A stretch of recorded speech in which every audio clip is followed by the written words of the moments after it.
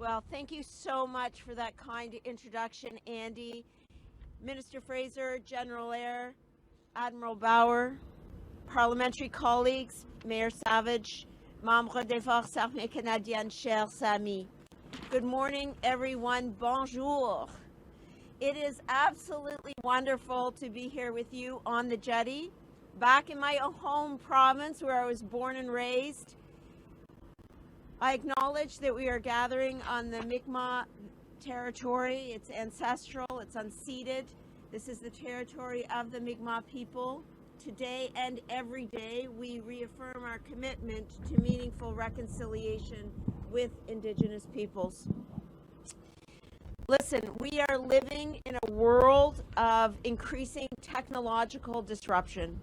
Strategic competitors are trying to challenge the rules-based international order, which has kept Canada safe since the end of the Second World War. And we can see this, of course, through Putin's war on Ukraine, an unjustifiable and illegal invasion of sovereign territory. Nous pouvons voir cela, bien sûr, à travers la guerre de Poutine en Ukraine et le comportement d'autres pays dans le monde. At times like this, Canada's long-standing alliance with our 30 NATO allies is more important than ever. As NATO allies, we must stand ready to meet any test in any domaine. Et donc, il est impératif de faire progresser notre excellence technologique et de rester en avance sur nos concurrents. And in this context, I am absolutely honored to be back home in Nova Scotia and to welcome you to CFB Halifax for this important and timely announcement. And today I am pleased to announce that Canada has proposed the Halifax Regional Municipality to host the North American Regional Office of NATO's Defense Innovation Accelerator for the North Atlantic, known as Diana.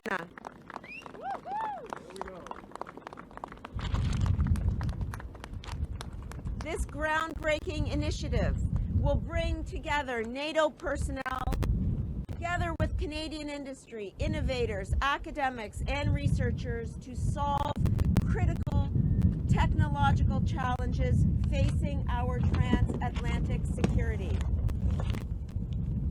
Diana will bring together the best and the brightest minds from our public and private sectors and act as a catalyst for homegrown research and innovation. And it will enable close collaboration with NATO's best as we sharpen our technological edge through development in artificial intelligence, big data processing, quantum-enabled technologies, and biotechnology. Et aussi, Diana va augmenter la coopération entre les entreprises et le gouvernement afin de renforcer notre sécurité économique. Put simply, Diana will harness the depth of Canadian expertise and help Canada and our allies. And together with our NATO allies, we're going to enhance the strength and resilience of key industrial capabilities, cyber and telecom networks, supply chains, and critical infrastructure. Aujourd'hui, je suis ravie d'annoncer que le Canada a proposé une municipalité régionale de Halifax pour accueillir le bureau régional pour l'Amérique du Nord de l'accélérateur Innovation de défense pour l'Atlantique du Nord de l'OTAN.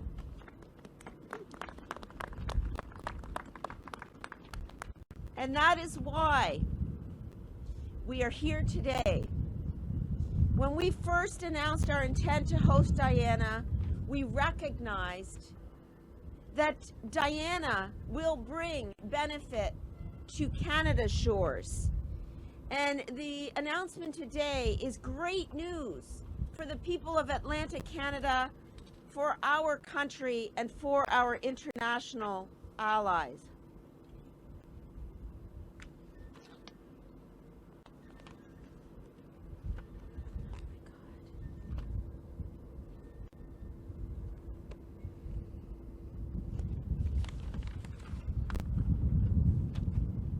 What are we going to do? We're going to harness the expertise in this area. We're going to work hard with industry partners and NATO allies. We are going to make sure that this innovation will endure for our allies to be fully operational by 2025. Now, you may be saying to yourself, what is so special about Halifax? And let me tell you, as someone born and bred here, what is so special and important about this area. Halifax is home to over 300 startups in science and technology. It is home to 7 universities, 3 community college campuses, multiple private career colleges within the regional municipality. The city is also home to Canada's Atlantic Naval Fleet, as you can see right here on the jetty today, and it is Canada's largest military base in terms of personnel. And so what we have, my friends, today is a marriage between a thriving innovation sector and a strong armed forces presence, which makes Halifax the ideal location for Diana. And let us not forget that Defence Research and Development Canada also has research facilities here. So, my friends, to conclude, as someone who has a background in academia from right here in Nova Scotia, I especially appreciate the importance of this initiative to the regional economy and to our country, and to our Canadian researchers, to our scholars, to our tech innovators here in Nova Scotia and right across our country. Diana is an opportunity to leverage our best-in-class, our homegrown expertise, and our talent to solve critical defense and security challenges and to grow our research and innovation sector. Ça, c'est une opportunité, bien sûr. Et cette opportunité n'est pas seulement avant-gardiste, mais elle est aussi d'une importance cruciale pour notre sécurité nationale. And in the coming months, I look forward to working with our partners to move forward this exciting initiative. And I thank our partners right here in the city and across this country. Thank you. Merci. Miigwech. Thank you, Minister.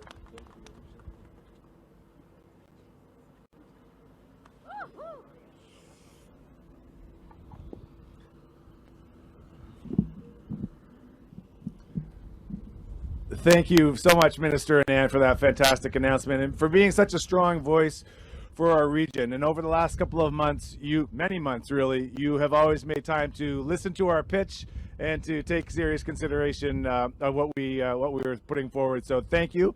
We're all glad to know that you're in our corner when it comes to Diana, and of course also in your role as Minister of National Defense. So thank you so very, very much.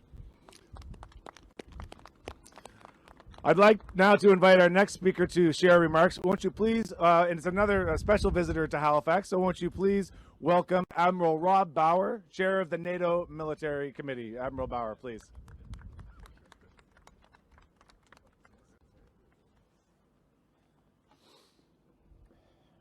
Minister now, Minister Fraser, members of Parliament, General Eyre, ladies and gentlemen. This is my 3rd day in Canada, and I've been reminded several times that until the moment that I arrived, it was warm weather. So, bonjour à toutes et bonjour et à tous. I would like to thank our esteemed ally Canada for its offer to host the North American Regional Office of NATO's Defense Innovation Accelerator here in Halifax. As Minister Anand has rightly said, we are facing an increasingly complex and an unpredictable security environment. The world is changing, and that means that NATO must do what it does best: unite and adapt. Unite not only countries, but also business with academia, private with public, old with new, experience with innovation, and adapt to the rapid changes in technology. The strategic importance of technology is growing. It will swing the balance in ensuring a peaceful future. One of the reasons that the Ukrainian armed forces have been successful in pushing back the Russian invasion is their clever use of new technologies. And we have all witnessed the critical role of technology companies supporting Ukraine. Help has come both from Ukraine's own well-developed tech sector, as well as from big and small international players. A few months ago, when we thought of a company like Microsoft or Starlink, we thought of laptops or satellites. Now we think of them like companies that help win the war. Therefore, NATO is redoubling its efforts to stay at the forefront of technology. To be successful, we need to join forces with the technology experts and thought leaders across the alliance, shaping the future of innovation. And this is why NATO launched two innovation initiatives this year, which are changing NATO's approach to innovation. The Defense Innovation Accelerator for the North Atlantic, or DIANA, will help solve some of our critical defense and security problems. In tandem with DIANA, we are also launching the NATO Innovation Fund, a multinational venture capital fund backed by 22 allies and 1 billion euros. Because we recognize the difficulties in driving commercialization for deep tech, and because there is not enough risk capital available across the alliance. As part of DIANA, allies are providing a vast network of technology test centers and accelerator sites across the alliance. Allies have already offered over 60 test centers. We've also made an initial selection of 9 accelerator sites. However, there are going to be many more, including from Canada and the United States. DIANA will bring our military operators together with the best and brightest startups, scientific researchers, and tech companies to develop impactful solutions for the alliance. This is not about building new missiles or tanks. This is about capturing the power of innovative ecosystems across the alliance, primarily gearing towards deep tech startups. It is about innovating differently, responsibly, and cooperatively. Joining the DIANA Accelerator program, the innovators will have the chance to consult their ideas with the security and defense experts from 30, soon to be 32 countries. The first challenge call of DIANA will be launched in April 2023, and we look forward to working with Canada on engaging the vibrant innovation ecosystems on this side of the Atlantic. These two new NATO initiatives, DIANA and the Innovation Fund, will help to bring together government, industry, innovators, and academia across the alliance to jointly foster the development of breakthrough dual-use solutions. Ladies and gentlemen, for over 7 decades, NATO has demonstrated a unique ability to unite and to adapt.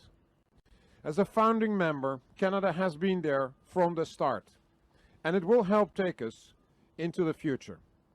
In this new era of collective defense, we need business, academia, and the military to work side by side to create innovations that make us all safer. Remember, we have something our competitors don't: free and open societies where talent, initiative, and creativity can thrive.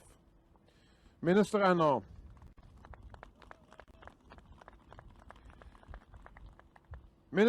dear Anita, thank you for your leadership and for Canada's generous offer.